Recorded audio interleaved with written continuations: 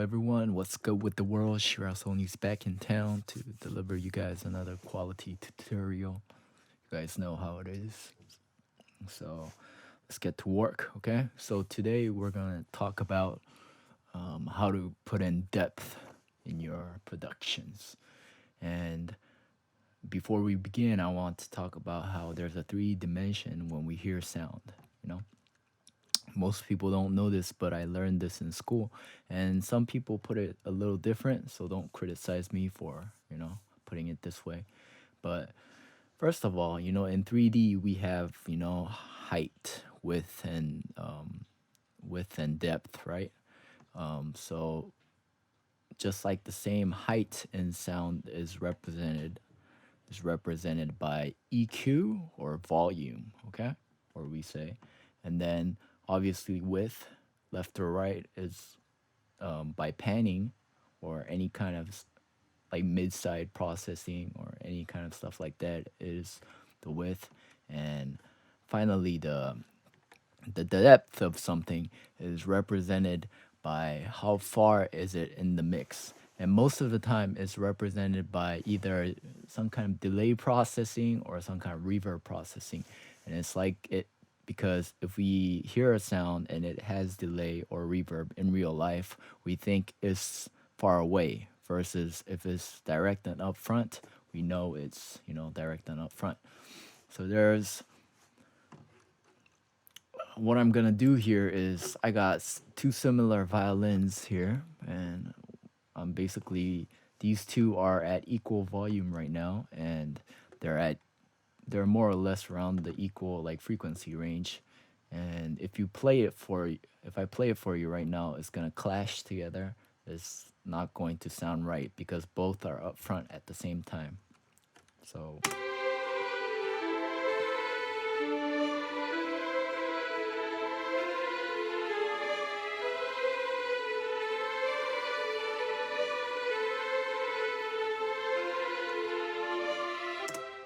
all right, so you guys heard that, right?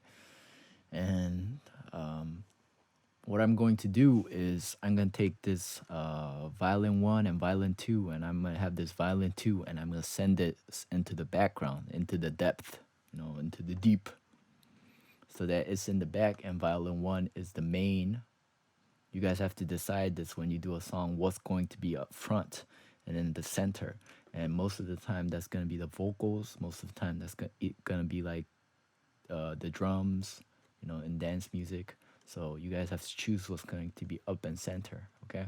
When you have an orchestra, there's a reason why a lot of the lead instruments, such as violins or the solo instruments, are up front versus the instruments in the back, like the brass or the drums, which are in the back.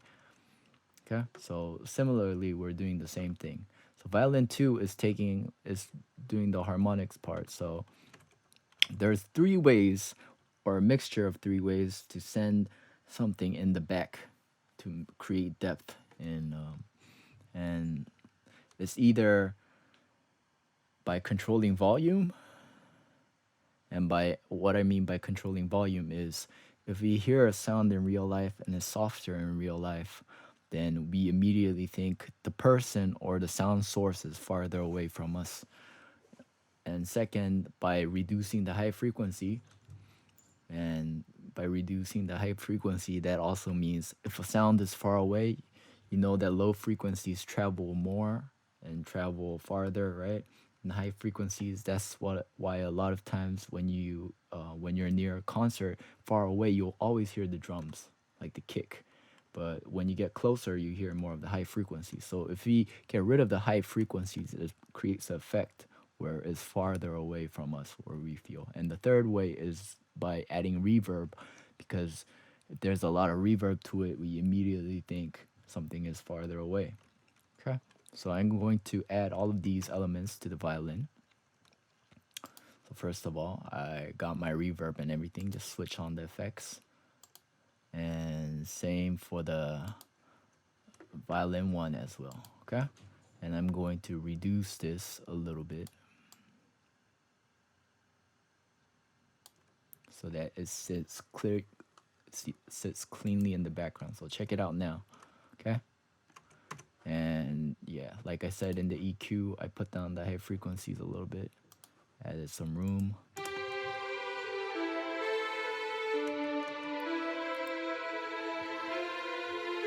Versus,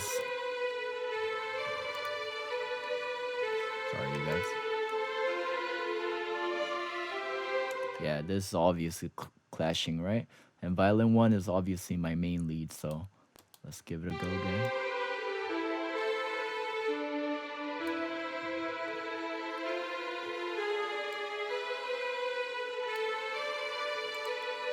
All right. So here, all with the cellos and everything.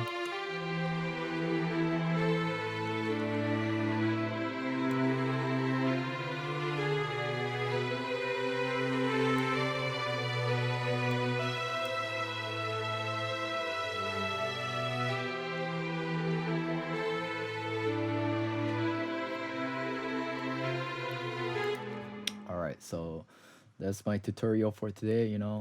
Follow me on SoundCloud, ask me any questions, or like if you guys have any ideas for upcoming tutorials, give me some, send me a message. I'm down like always.